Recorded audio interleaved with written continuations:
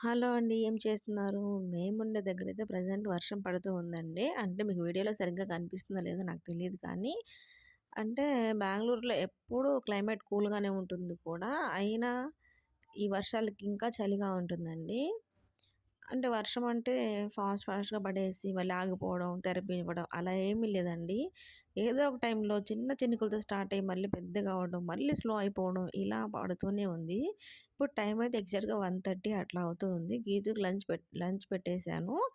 పెట్టేసి పడుకోమంటే అస్సలు పడుకోవట్లేదు. ఇదిగో వర్షం వస్తుంది అని వాన వర్లప్ అనేసి అలా చేతులు ఆడిస్తూ ఉంటుంది. ఆ!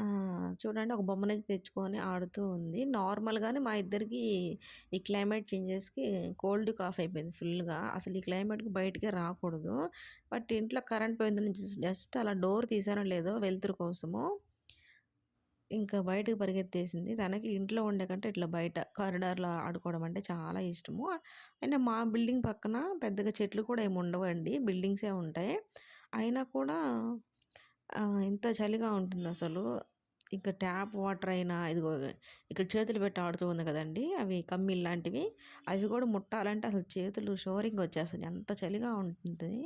అయినా కూడా ఆడుతూనే ఉంటుంది. ఎంత బాగలేకపోయినా కానీ చాలా యాక్టివ్‌గా ఉండడానికి ట్రై చేస్తుంది. ఎప్పుడో ఒకసారి తప్ప డైలీ అయితే పడిపోదు.